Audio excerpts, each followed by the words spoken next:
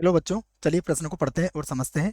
एक समांतर चतुर्भुज की संलग्न भुजाएं 2 i minus 4j plus 5k हैं और i minus j minus 3k है।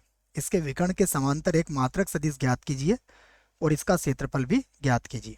तो दो बातें हमसे इस प्रश्न में पूछी गई है। प्रश्न को हल करने से पहले हम प्रश्न के लिए मुख्य अवधारणा लिखेंगे। तो मुख्य अवधारणा, जिसकी सहायता से इस प्रश्न को हल किया जाएगा। मुख्य अवधारणा में हम पहले लिखेंगे समांतर चतुर्भुज का क्षेत्रफल। समांतर चतुर्भुज, समांतर चतुर्भुज का क्षेत्रफल, का क्षेत्रफल। समांतर चतुर्भुज का क्षेत्रफल होता है ए सदिश क्रॉस बी सदिश का परिमाण। ध्यान रहे, ए और बी सदिश जो है वह उसकी संलग्न भुजाओं को व्यक्त करती है। तब हम इस सूत्र की सहायता यहाँ पर लेते हैं। उसके बाद मात्रक सदिश के बारे में हमें पता है कि यदि कोई सदिश ए है तो ए के अनुदिश मात्रक सदिश क्या होता है। ए के अनुदिश मात्रक सदिश, मात्रक सदिश। तो ए के अनुदिश यदि आपको मात्रक सदिश निकालना है तो इसका सूत्र क्या बनेगा, सदिश ए और उसके बटे में क्या आ जाएगा, सदिश ए का परिमाण। ठीक है, तो ये कुछ बातें हैं जो इस प्रश्न में आपको मदद करने वाली है। अब हम प्रश्न को हल करते हैं। तो यहां से प्रश्न को हल करना हम आरंभ करेंगे। सबसे पहले हम एक समांतर चतुर्भुज, सॉरी बच्चों, समांतर चतुर्भुज बनाते हैं। उससे हमें काफी बातें समझ में आ जाएंगी। तो ये मैंने एक समांतर चतुर्भुज बना लिया। मान लीजिए ए बी सी डी है ये। अब हमें क्या दिया गया है, इसकी दो संलग्न भुजाएं, अर्थात इसे मैं सदिश ए से व्यक्त कर देता हूं और इसे मैं सदिश बी से व्यक्त कर देता हूं। तो सबसे पहले हम क्या करेंगे, इसके विकर्ण का स्तरीय सदिश ज्ञात करेंगे, क्योंकि हमें उसके समांतर क्या चाहिए, इसका मात्रक सदिश चाहिए। तो हम दोनों को ए और बी मान लेते हैं। तो माना माना सदिश ए, इसको हमने ए सदिश के बराबर ले लिया है, जो है 2i माइनस का 4j और प्लस का हो जाएगा 5k। उसके बाद सदिश बी ले लेते हैं यहाँ पर। बी सदिश होगा i माइनस का 2j और माइनस का 3k। ये दो सदिश हमने इसके समांतर भुजाओं की जो संलग्न भुजाएं उनको हमने मान लिया है। ठीक है, तो अब हम कह सकते हैं कि समांतर चतुर्भुज का विकर्ण, यहाँ पर हम कह सकते हैं समांतर चतुर्भुज का विकर्ण, समांतर चतुर्भुज, समांतर चतुर्भुज का विकर्ण। देखो, समांतर चतुर्भुज का विकर्ण क्या हो जाएगा, त्रिभुज नियम से ए बी प्लस बी सी।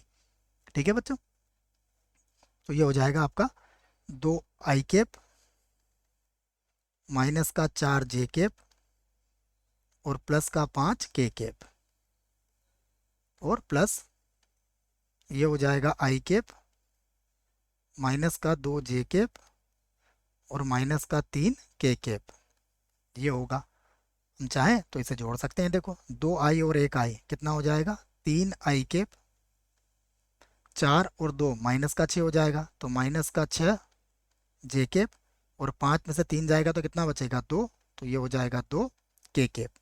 तो हमसे क्या पूछा गया है कि इसके विकर्ण के समांतर मात्रक सदिश। तो हम लिख लेते हैं विकर्ण के समांतर मात्रक सदिश। तो विकर्ण के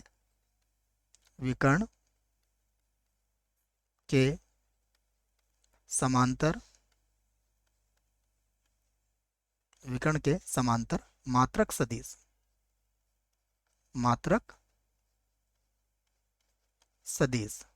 देखिए क्या होगा, ये होगा 3i minus 6j plus 2k। ये तो वैसे रह जाएगा, 3i माइनस का 6j माइनस का 6j और प्लस का 2k, प्लस का 2k और बटे में कितना आ जाएगा, इसका परिमाण 3 का वर्ग, देखिए 9 होगा, माइनस 6 का वर्ग ये 36 होगा और 2 का वर्ग 4 होगा। तो अगर देखेंगे तो ये कितना हो जाएगा 40, 49, 7 हो जाएगा इसका वर्गमूल। तो हमारा उत्तर आ जाएगा 3/7 आई कैप माइनस का 6/7 जे कैप और प्लस का 2/7 के कैप। तो हमारे प्रश्न का एक उत्तर तो हमने यहाँ पर प्राप्त कर लिया है।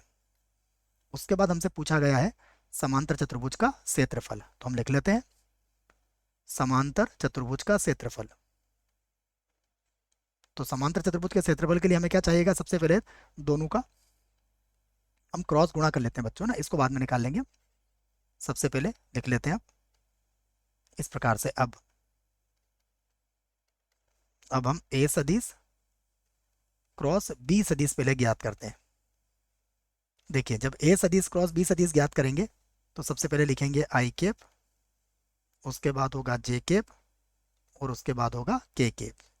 अब ए सदिश हमने माना है 2 - 4 5, ये हो जाएगा 2 माइनस का 4 और 5। उसके बाद होगा 1 - 2 - 3, 1 माइनस का 2 माइनस का 3, ये हो गया। इसे हल कर लेते हैं। तो सबसे पहले आई कैप की सीध में पंक्ति और स्तंभ को हटा देंगे, है ना बच्चों। एक बार और चेक कर लेते हैं। 2 - 4 5, 2 - 4 5, उसके बाद 1 - 2 - 3, ठीक है, 1 - 2 - सही है। तो जैसा मैंने कहा आई कैप के लिए पंक्ति और कॉलम को हटा देंगे तो ये हो जाएगा प्लस का 12 और प्लस का हो जाएगा 10, ठीक है। फिर जे कैप माइनस का होगा, इसके सीध में भी पंक्ति और स्तंभ को हटा देंगे तो ये होगा माइनस का 6 और यहाँ हो जाएगा माइनस का 5, प्लस यहाँ हो जाएगा के कैप, तो ये पंक्ति और स्तंभ हट जाएगा तो ये होगा माइनस का 4, और ये हो जाएगा देखिए माइनस माइनस प्लस का 4, ठीक है। के कैप लेंगे तो माइनस का 4 और माइनस माइनस प्लस का 4, तो बराबर ये हो जाएगा 22 आई कैप, ठीक है। और ये 6 और 5 11 हो जाएगा, 11 तो माइनस माइनस प्लस हो जाएगा तो ये हो जाएगा प्लस का 11 जे कैप और 4 से 4 घट जाएगा तो ये 0 के कैप। इसे लिखने की आवश्यकता नहीं है। अब हमें क्या चाहिए, समांतर चतुर्भुज का क्षेत्रफल। अब हम लिख सकते हैं अतः समांतर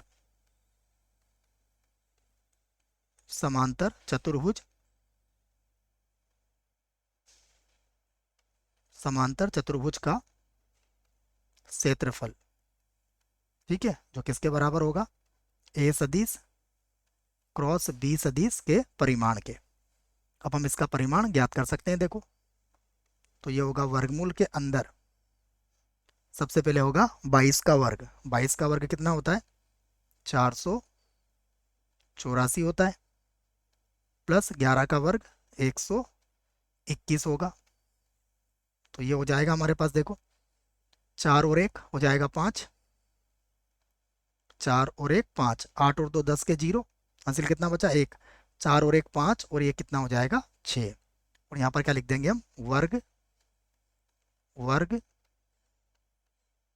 इकाई हम लोग इसको लिख सकते हैं। तो एक और उत्तर बच्चों हमारा आ चुका है, ये भी हमारा क्या है उत्तर होगा। दोनों ही उत्तर हमारे आ चुके हैं। आशा करता हूँ बच्चों प्रश्न का उत्तर समझ में आया होगा। धन्यवाद।